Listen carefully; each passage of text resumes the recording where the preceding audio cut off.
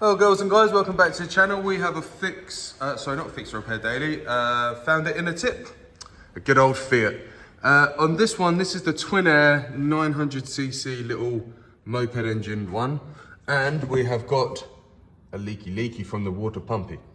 Now, the water pump itself is tiny, but we need to remove all of this stuff to get to it. So we're gonna replace a gasket in there and replace the water pump while we're there. I'll show you the water pump. I've got a Borg & Beck pump. This thing, honestly, is tiny. That's it. Like, I know the engine's small. Wow. It also comes with 2 O-rings and a bit of cardboard. So, yeah. So now what we can do is get to it. I mean, first things first. So you see it is leaking, so what we're going to need to do is drain that bad boy out. And then I believe it is just, a load of 10 mils. Do we need to remove the pulley? No, I don't think we do. We should get away with not having to remove the lower pulley. Yeah, just a load of 10 mils and I think an Allen key or 2. Was that an Allen key there that needs to come off? No, so it's just all 10 mils. And let's get draining that coolant system and rip that cover off.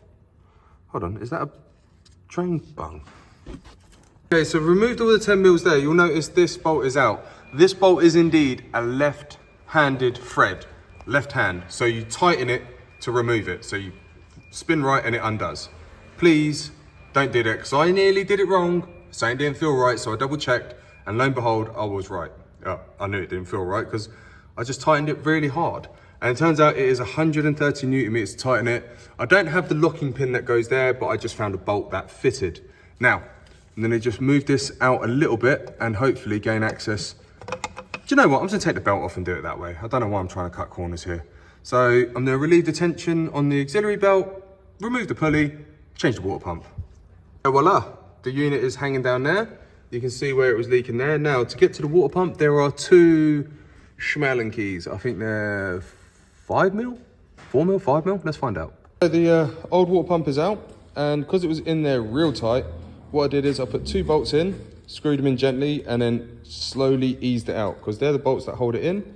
And these 2 bolts I put in, and it's just pushed itself away. You can see where there's some little indents where it was in there tight. I'm not gonna lie, it was in there really tight, but it's all good. Now I've got to fit the new one. Well, clean it all up first.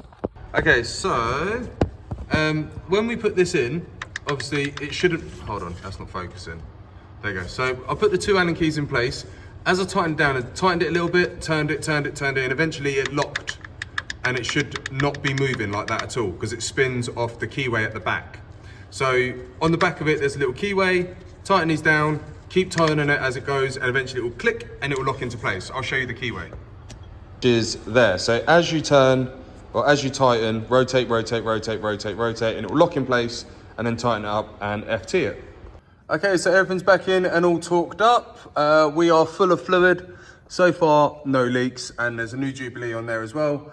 Just need to tidy up this gunk. I don't know why that's still on there. I thought I got rid of it, but need to clean it up a little bit. But so far, no leaks. We've filled it up with antifreeze, and we're gonna bleed the system in a minute.